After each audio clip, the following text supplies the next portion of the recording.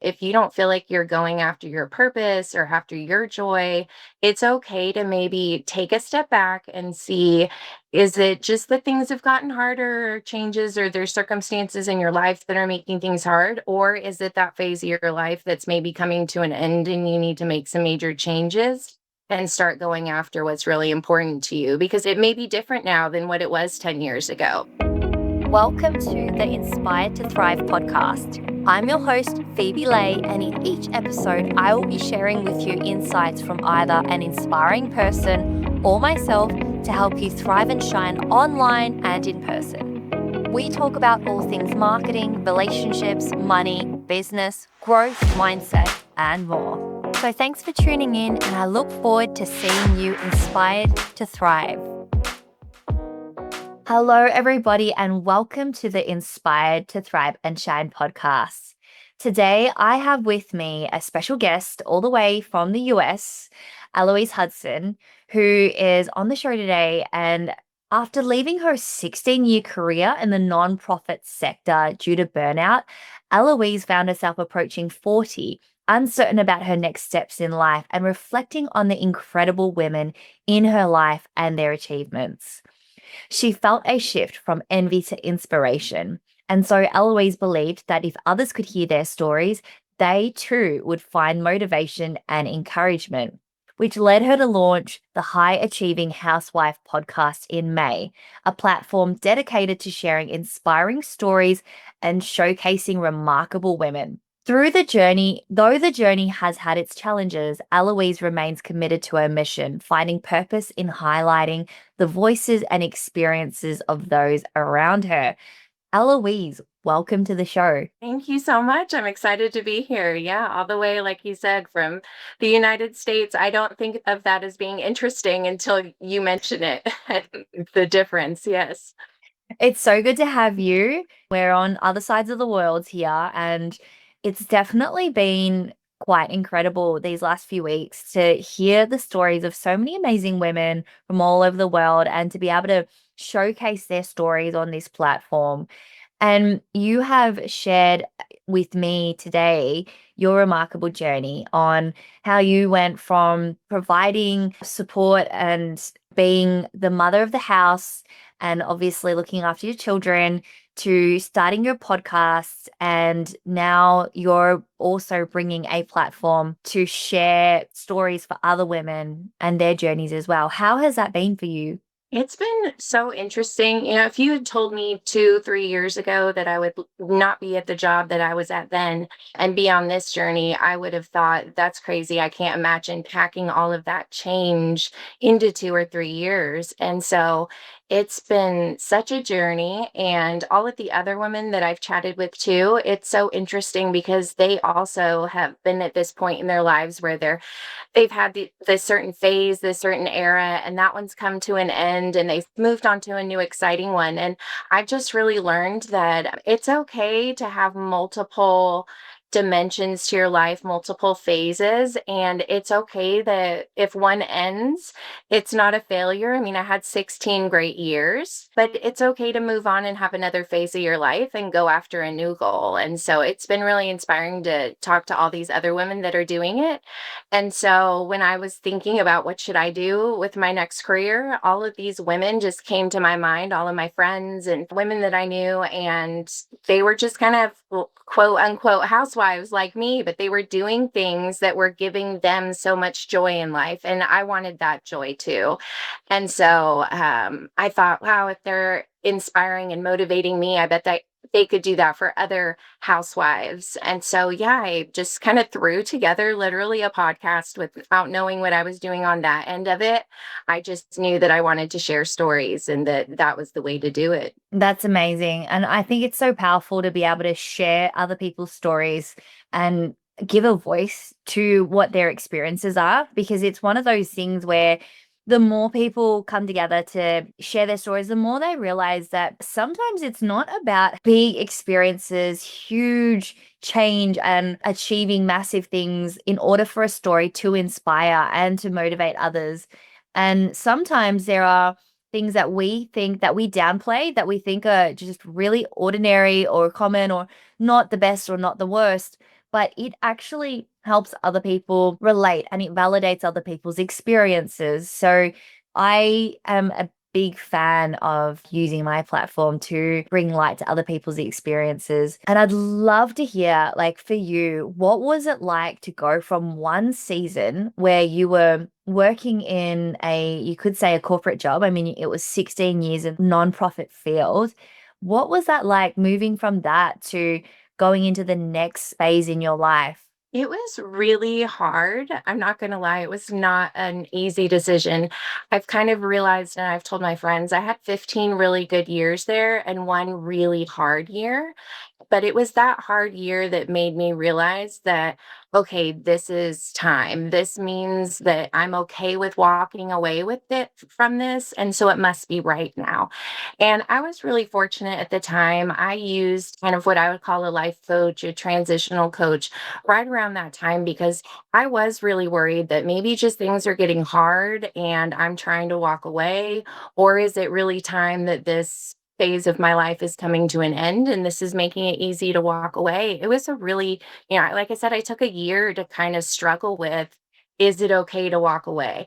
And that's kind of been a big portion of what I've been seeing from some of these other women. Like one of them, she just a few days before her 35th birthday, which is the cutoff for our city, she decided to go from basically hairdresser to firefighter. And I live in a big city in Texas. And so it wasn't a small decision. And she was about to turn 35 and she just totally changed her life. And so I think that there can be a little bit of a mourning process, and that's okay, even if it's by choice. Like I walked away by choice. I could have stayed. So I can't really complain about it. Although, like I said, that year was hard. And so I've seen just a lot of women that if you don't feel like you're going after your purpose or after your joy, it's okay to maybe take a step back and see, is it just that things have gotten harder or changes or there's circumstances in your life that are making things hard? Or is it that phase of your life that's maybe coming to an end and you need to make some major changes and start going after what's really important to you? Because it may be different now than what it was 10 years ago. My job satisfied me 10 years ago. It satisfied me for 15 years. But I've changed a lot since I was 22 when I took that job. I'm 39 now. I have different values. I have just different people in my life, different needs. And so it's okay that phase ended and I need to move on. Yeah. What were some of the challenges that you experienced? Was it the culture in the place where you were working, or was it just the environment, or did it kind of just suck your soul? Because I know for me, when I was working in my radiography career, it sucked my soul. Like it felt like I was just going uphill, like just doing something that I really didn't enjoy doing, even though I was good at it. How was it for you? I would say that it was a matter of the organization that I worked for going kind of in a different direction. I would make suggestions for the way that I thought that things should go, and they went in the complete opposite direction. And so I started to feel very unnecessary and I didn't feel like I needed to be there anymore. And for me, it's very important that what I'm doing for my career is making a difference in some way to that organization, to the clients that the organization serves. I want to go to work and come home feeling like, oh, I'm so glad that I got that done today for a personal reason. And I just wasn't getting that anymore. Yeah, I totally get it. I guess if you feel like you're not useful or you're not actually contributing to something greater and there's a clash in the vision or the values, I can imagine that would be quite disheartening. So it sounds like you've now found and launched something that really does align with what you're about and gives you meaning and purpose. How has that affected how you show up in your family? Yeah, it's been real interesting because, like I said, I used a coach. And so we were kind of able to come up with my values and put those out into the universe, as they would say, kind of manifest things, which I understand a lot better now, the idea of that. And so we really sat down and thought about my values. One of my favorite tools that she gave me was to write down the 5 last roles that I had, either a paid role or a volunteer role, something where it was a job job, whether paid or unpaid, and to really stop and think about what parts of that job made me happy and what part drained me. And so, for example, I volunteer every Sunday at church with little children, but when we actually wrote about it, we realized it's not because I love working with children. It's because I love seeing the faces of the parents when they come to pick up their children and they look refreshed. They just had an hour of church service. They were able to really sit and observe and absorb the message. And that was a gift that I gave them by watching their children. It wasn't the actual interaction with the children that made me happy. And so, one thing that I found with my podcast, the happiest part that I get out of it really is when I invite a woman to be on my podcast and she's like, are you asking me? I didn't do anything special. What? And I'm like, yes, you did. Oh my gosh, I can't believe what you did. I could never do it. And they just have no idea how incredible they really are. And I get them in a room and we start talking and I can see them light up and get really excited about what we're talking about. And that's just a gift that I can give women from just sitting and saying, come on my podcast. That's a value that I've really taken and been able to see. And back to your, how does it affect my family? I think I'm happier around them. My kids are very proud of me. Like they think it's such a big deal that I have a podcast. They don't know that anyone can start their own podcast, but they're very proud of that. They think I'm creative and, I hear them talking about me, and my daughter will come in here with her friends and set up the computer and do their own little podcast together. And So it sweet. just, yes, but it just shows that they see what we're doing. And so it just makes me happy that at least for now, they seem proud and excited of what their mom does. Wow, I cannot imagine what kind of a long-lasting effect that will have on them. And the fact that they record their own little podcast episodes, I'm sure when they grow up, they will have memories of that and talk about that. And we never know how much of an impact we have on children during their early development days. So that's wonderful. I would love to know, what are the things that you are currently teaching your children at the moment, and how old are they? Sure. So I have let's see, they just had birthdays. So 9 and 11. So that makes them fourth and fifth grade.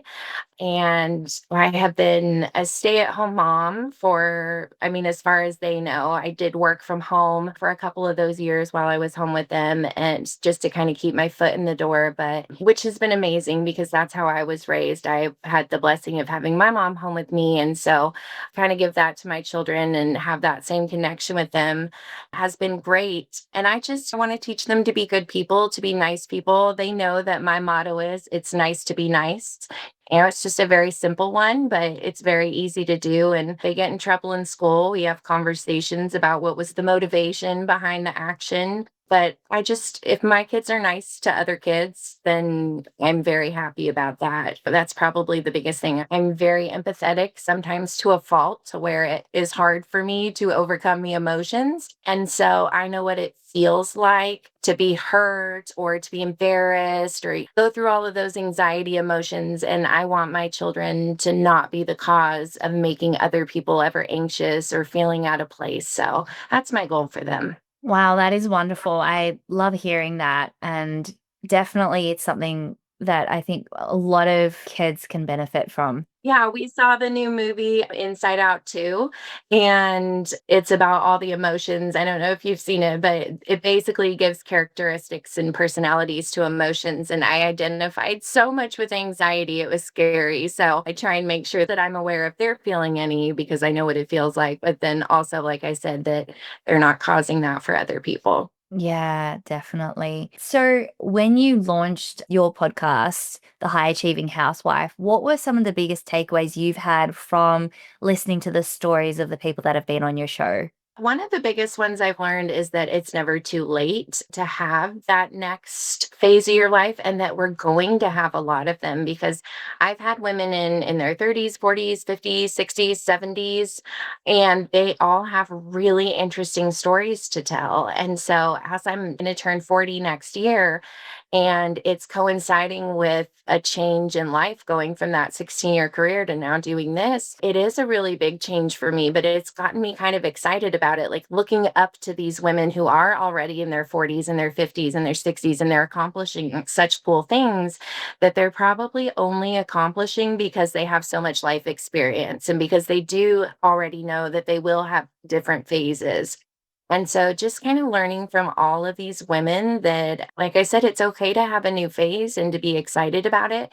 And if this phase lasts me 2 or 3 years, fine. It's contributing to my next phase. I'm learning something in this one that will help me in the next one. And so I'm just trying to enjoy this part of it. And if it goes for 20 years, then that's what it's meant to do. But if it goes for two, then I've spent 2 years just learning a lot of wisdom from a lot of women that hopefully I can apply to the next phase. That's so wonderful to hear. And I totally agree. I think that every part of our journey is helping us, elevating us to that next stage. And there are so many skills, there are so many ways of, especially our thinking and our mindset. And there are so many ways that we adapt.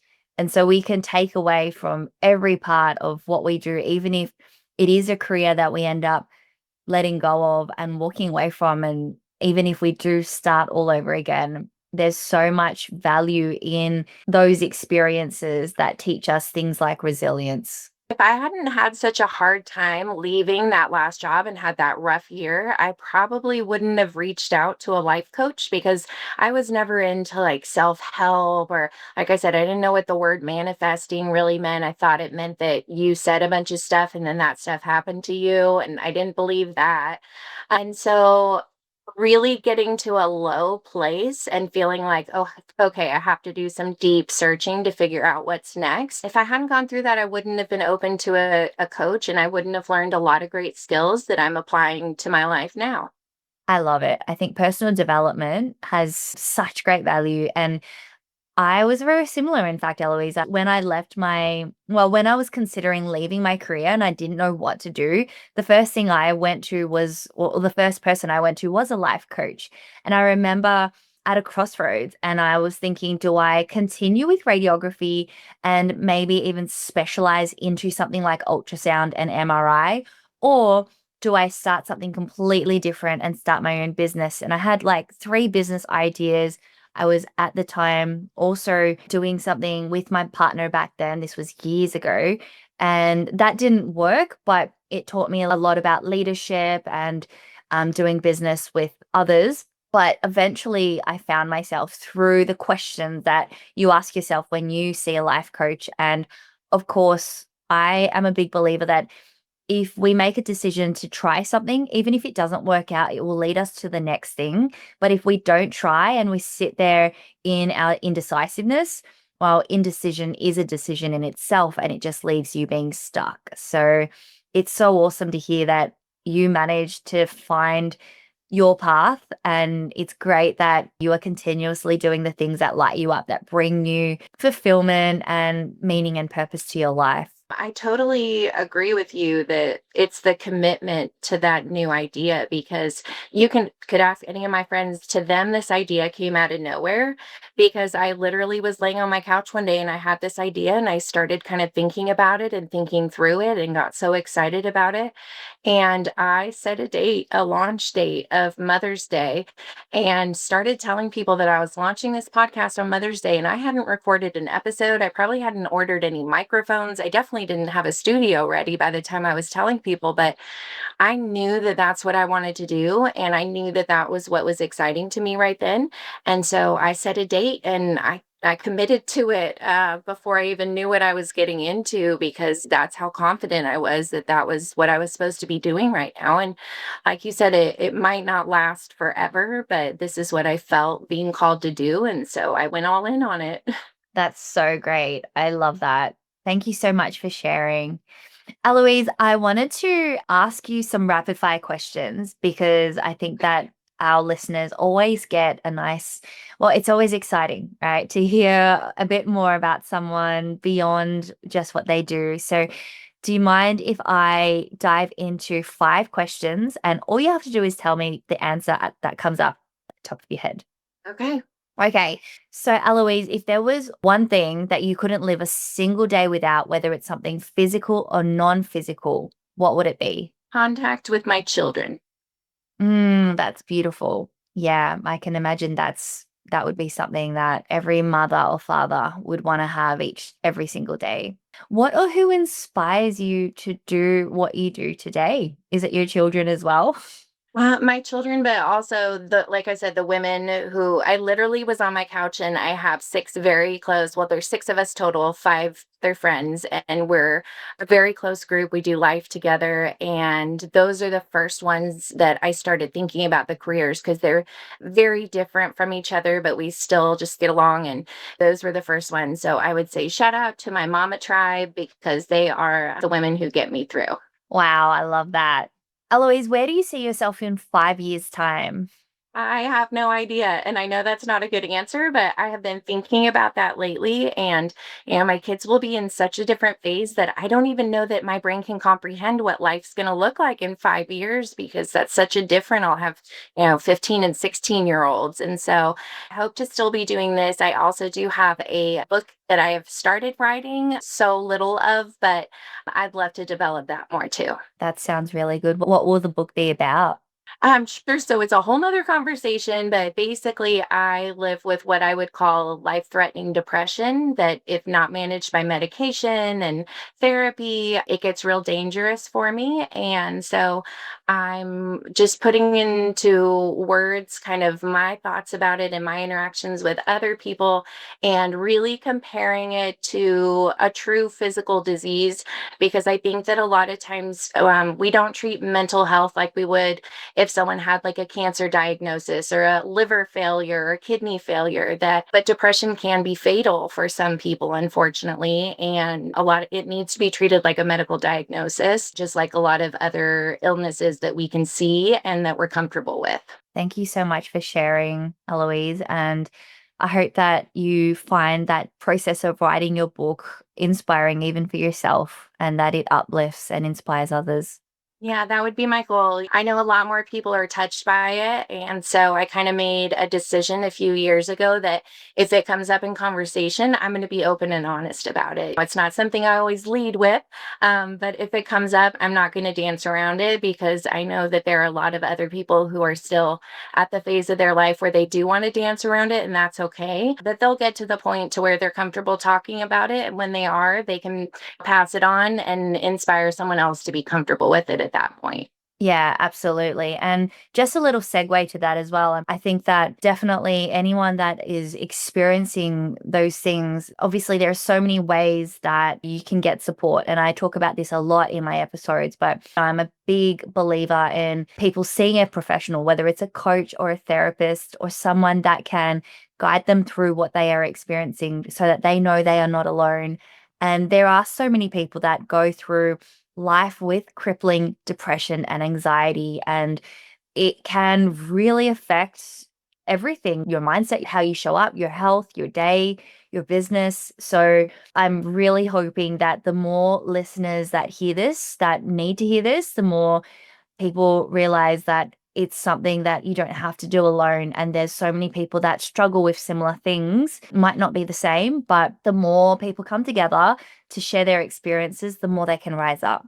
Yeah, and also just for other people who haven't experienced it, so they don't quite understand it, that it's okay that you don't understand it, but trust us, it's real. You need to treat it like it's real if we come to you about it. So, and I've been very blessed to have people in my life who do understand it, do recognize it as something that I struggle with and that it's not a choice. And so I just hope that other people who have people with depression or anxiety in their lives that they can give them the support that they need. Yeah, thank you. What is one big takeaway that you've had recently that changed the way you see the world or has changed the way you show up? Yeah, so I just went to a talk yesterday. A group of women were gathering and they have one speaker. And she brought this little, or it was kind of a big silver elephant, and asked all of us, how do you eat an elephant? And we all said, I don't know. And she said, one bite at a time. And she then gave this presentation about different times in her life where she had an elephant, a big thing going on in her life. And the idea of eating a whole elephant feels very overwhelming. But if you just take one bite at a time, then it's doable. And so after she gave that presentation, we sat around in small groups and we had questions like, what's your elephant right now? What's one tangible bite that you can take today? And so it was really an interesting talk, but to then sit around and actually start to put it into practice was really insightful. I went to lunch with two of my friends and was telling them all about it. Like, this is how you eat an elephant. And the fact that she shared it with things that had happened in her life. And so we could really get the idea of what it looks like to practically apply it. It was just great. I loved the presentation. That is so fantastic. I think that a lot of us can definitely get value from that. We definitely got to take things one chunk at a time rather than looking at the end thing and that final part of where we want to go or what it's going to look like and how it's going to be. I'm sure motherhood is the same, right? You go through, you experience, you fall pregnant, then you realize that you're going to be raising children. You've got to try not to think about all of that and just come back to just, for example, the pregnancy. And I can imagine that this analogy can be used in so many other aspects in people's lives. Oh, you're so right. I see on social media all the time women talking about, I'm never going to be able to go back to work and pump at the same time and schedule things. And it's like, you're on day two. It's okay. You're right. You're not ready, but you have the rest of maternity leave to figure it out. And by the time you are done with maternity leave, you'll be ready. So try not on day two. It's kind of like when you ask me where I see myself in 5 years. Gosh, those my children, like I said, it's going to be so different that it's even hard to plan for the future. And what rules are we going to have? Are we going to let them have cell phone? It's like, don't think about that yet. They're only 11. We'll think about that when we get to it. Yeah. I think I should probably reword that question to what's one goal or one thing that you would want to have accomplished in 5 years? Because I can definitely say that I also don't regularly think about like what will I be doing in 5 years' time. But I do know that, like, personally, I want to be a much better dancer in 5 years' time. And I want to have more paid speaking gigs overseas and be speaking on international platforms in 5 years. But if you were to say, like, what would your life look like in 5 years or what's your 5 year plan? I'd be like, oh my goodness, like, let's just go back to basics. And I know there are lots of worksheets and exercises people can do to get that very, very clear. And that's probably something that most of us should be doing. Okay, so last question. Eloise, if you could leave the world with one message, what would it be? Well, I said already, it's nice to be nice is my motto. And I really think that there are all kinds of people in the world. Do need ones who are like strict and go-getters and don't care what other people say because they need to get a job done. But as for me, my priority in life is making other people feel good about an interaction that they had with me. They say that you can forget words, but you won't forget how someone made you feel. And so I always say when someone's describing me to someone else, I hope that they say, oh, yeah, Eloise, she's really nice. That's what I really want to be, I guess, my describer word that people would use or that they've met me. They would say, oh, yeah, I've met her. She's really nice. So I guess that's what I want to leave with the world is just kindness because it goes a long way. People are a lot more willing to listen to you, to compromise with you. Everything's better when you're nice. Yeah. Eloise, thank you so much for what you have shared with us today. And to the listeners, I hope that you have gained value from this episode. Thank you so much for listening today. And if you enjoyed this episode, we would highly appreciate your 5-star ratings on Apple Podcasts and any reviews. And please share this with your friends and family and anyone that would benefit from hearing this episode, whether they are a housewife or whether they are looking at changing their career or just making a big change in their lifestyle. I think there are so many people that would benefit from this. And you can also go to the High Achieving Housewife on Instagram or talk to Eloise and hear more about her stories through social media and also through her podcast, The High Achieving Housewife. Eloise, thank you so much for being on here. It's been great to have you on the show. Thank you so much for having me. It was a great conversation. Guys, thank you again. And we look forward to seeing you tune in to future episodes. And don't forget to rise up, to thrive and shine in all areas of your life. And we hope that you've enjoyed this episode. Have a lovely day.